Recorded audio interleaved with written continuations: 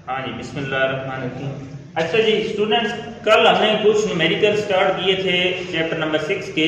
उसी के आगे हमने जो है वो आज जो न्यूमेरिकल रह गए थे वो स्टार्ट करने लगे हैं। न्यूमेरिकल स्टार्ट करने से पहले कुछ जो बेसिक जो फार्मूले उसमें इस्तेमाल होंगे वो पहले देख लें। आज हमें ज़्यादातर जो है वो पावर के न्यूमेरिकल जो है वो करने हैं। पावर का हमारे पास जो जनरल फार्मूला है पावर का वो बराबर होता है वर्क डिवाइड बाय टाइम। जबकि वर्क जो होता है, ये सारी चीजें हमने पढ़ी हुई हैं कि वर्क जो होता है वो किसके बराबर होता है, force multiply by displacement F into S. अगर हम यहां पे power is equal to work की जगह उसकी वैल्यू प्लेस कर दें force multiply by displacement divide by time, तो ये भी एक पावर का एक और फार्मूला बन जाएगा। ये हमारे पास जनरल फार्मूला है पावर का, ठीक है। ये हमारे पास एक दूसरा फार्मूला बन गया है F मल्टीप्लाई बाय S, ठीक है, डिवाइड बाय टाइम। जबकि S divide by T distance divide by time हमने पढ़ा हुआ है कि S डिवाइड बाय T जो है ये बराबर होता है स्पीड के बराबर। Distance divide by time speed के बराबर या displacement divide by time velocity के बराबर होता है।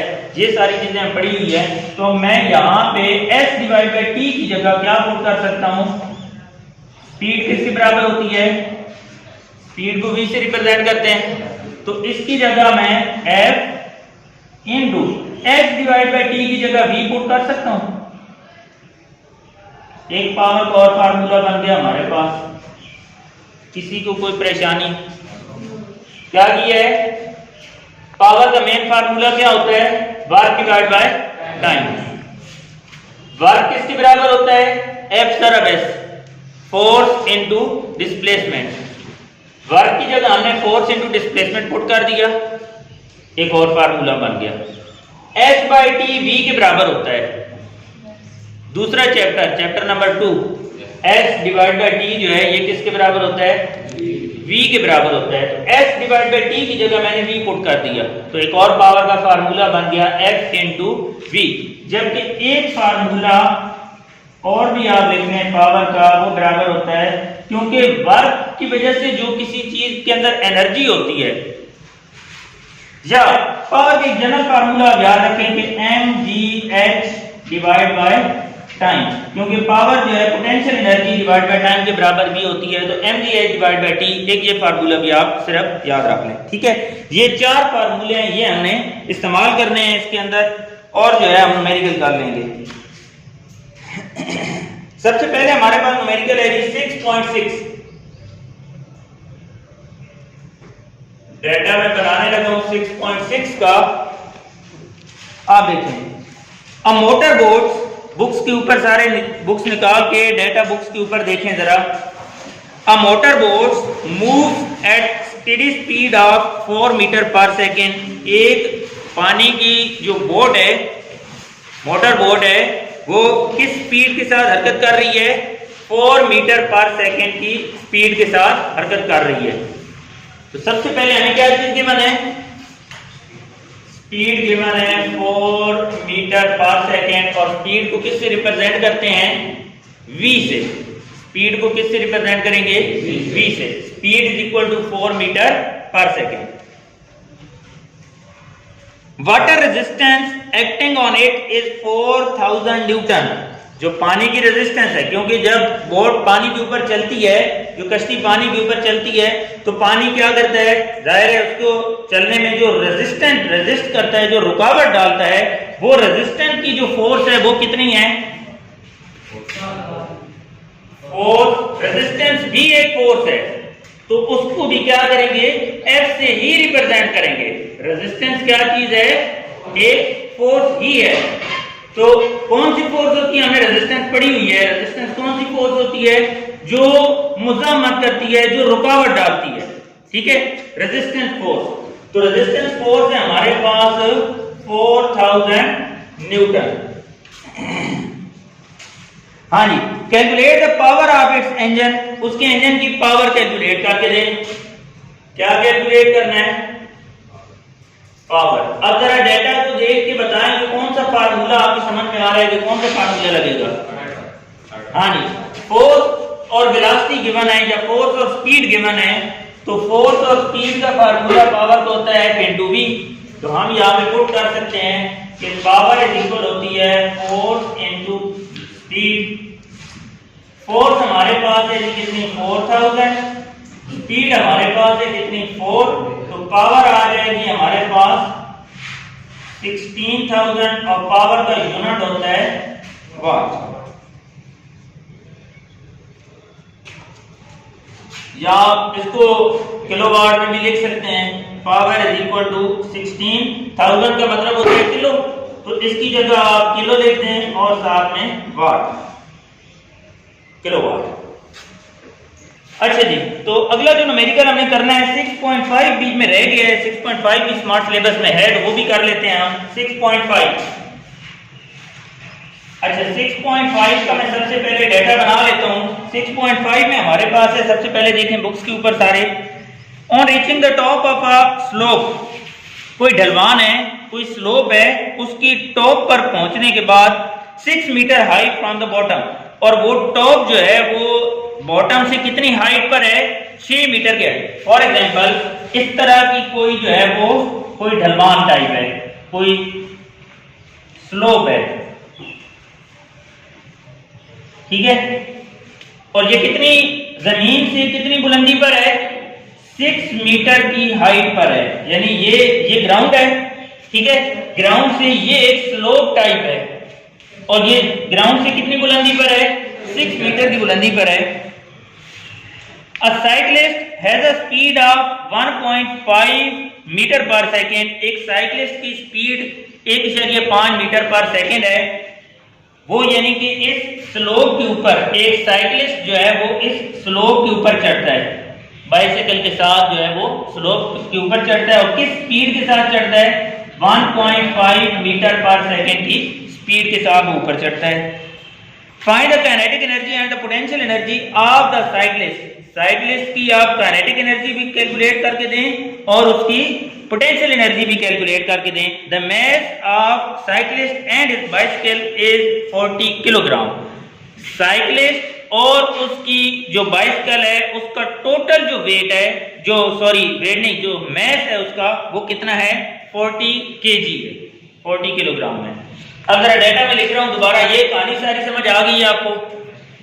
एक साइकिलिस्ट है, एक स्लोप के ऊपर साइकिल को लेके जा रहा है, और साइकिलिस्ट का और उसकी बाइसिकल का जो टोटल जो मास है वो कितना है, 40 केजी, और यहां से कहां जा रहे हैं, स्लोप के ऊपर चढ़ रहे हैं, ठीक है, और ये स्लोप कितनी बुलंदी पर है, जमीन से 6 मीटर की बुलंदी पर है। ये सारा डाटा जो है ये हम लिख लेते हैं, ठीक है। सबसे पहले देखें जी, सबसे पहले हम हाइट लिख देते हैं। हाइट कितनी है, 6 मीटर। स्पीड कितनी है, किस स्पीड के साथ चढ़ रहा है, 1.5 मीटर पर सेकेंड की स्पीड के साथ, और मास कितना है उसका, 40 केजी। हाँ जी, बात क्लियर हो गई है। और जी की वैल्यू कितनी होती है, 10 मीटर पर सेकेंड। अगर ये डेटा पे नाम ही गिवन हो तो आपने क्या करना है, खुद से याद रख लेना है, ठीक है।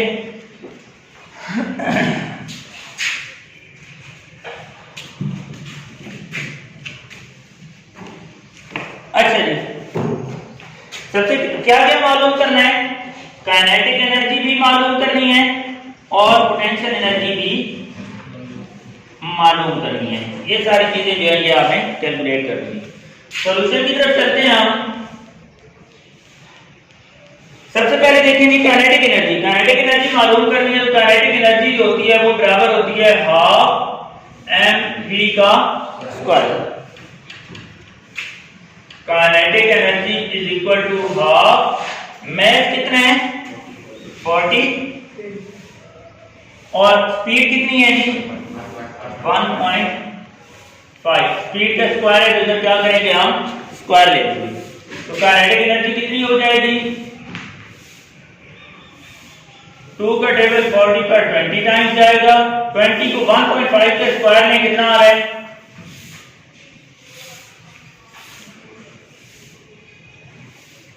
1.5 का स्क्वायर। अच्छा जी, 1.5 का स्क्वायर लेंगे तो कितना आ जाएगा? 2.25। 2.25 को 20 के साथ मल्टीप्लाई करें, कितना आ रहा है हमारे पास? 45। और एनर्जी कोई भी हो उसका यूनिट क्या होता है? जूल होता है। काइनेटिक एनर्जी आ गई, साथ में पोटेंशियल एनर्जी भी मालूम कर लेंगे। पोटेंशियल एनर्जी का हमने फार्मूला पिछले लेक्चर में देखा था, mgh के बराबर भी होता है, w जरा बैच के बराबर भी होता है। तो हम यहाँ पे mgh यूज करेंगे। Potential energy is equal to m, जो मैथ है हमारे पास वो कितना है? 40, g की वैल्यू होती है 10 और हाइट हमें कितनी गिवन है? 6 मीटर। सबको मल्टीप्लाई करेंगे तो पोटेंशियल एनर्जी हमारे पास आ जाएगी 2400 और एनर्जी कोई भी हो यूनिट क्या होगा? जूल होगा। हाँ जी, उसके बाद हमारा स्मार्ट सिलेबस के मुताबिक जो लास्ट क्वेश्चन है 6.9 वो भी जरा देख लें। डेटा में बनाने लगा हूं। देखिए, calculate the power of a pump. एक पंप की पावर कैलकुलेट करें। सबसे पहले डेटा में कैलकुलेट करना है आपने पावर। पंप की पावर कैलकुलेट करें। Which can lift 200 kilogram of water, जो 200 किलोग्राम पावर को ऊपर उठाती है, through a height of 6 metre in 10 second. 10 second में 6 मीटर की बुलंदी तक पावर मोटर लगी होती है ना, जो पानी को हमारी ऊपर टैंकी तक पहुंचाती हैं। तो एक हमारे पास मोटर है, उसकी हमने क्या मालूम करनी है? पावर मालूम करनी है, और वो पानी को 6 मीटर की बुलंदी तक पहुंचाती है। फॉर एग्जांपल यहाँ पे हमारी टैंकी लगी हुई है, ये बुलंदी जो है ये कितनी है? 6 मीटर की बुलंदी तक पहुंचाती है पावर को। और कितना पानी पहुंचाती है? 10 सेकंड के अंदर जो है वो 200 किलोग्राम का पानी जो है वो पहुंचाती है। टाइम कितना लगता है? 10 सेकंड। और कितना मैस है पानी का? 200 किलोग्राम पानी जो है वो नीचे से ऊपर तक पहुंचाएगी। समझ आ गई बात? Calculate power of a pump. एक पंप की पावर कैलकुलेट करें। Which can lift 200 kilogram of water, जो 200 किलोग्राम पानी को ऊपर उठाएगी। पानी का मैस कितना है? 200 kilogram of water through a height of 6 metre. Height कितनी है? 6 मीटर की हाइट तक पहुंचाती है इन 10 सेकेंड। और कितना टाइम लगाती है? 10 सेकेंड का टाइम लगाती है। सॉल्व। हाँ जी, सॉल्यूशन की तरफ चलते हैं हम। कौन सा फार्मूला लगाएंगे? हाँ जी, डेटा के मुताबिक जरा देख के बताएं कौन सा फार्मूला लगेगा।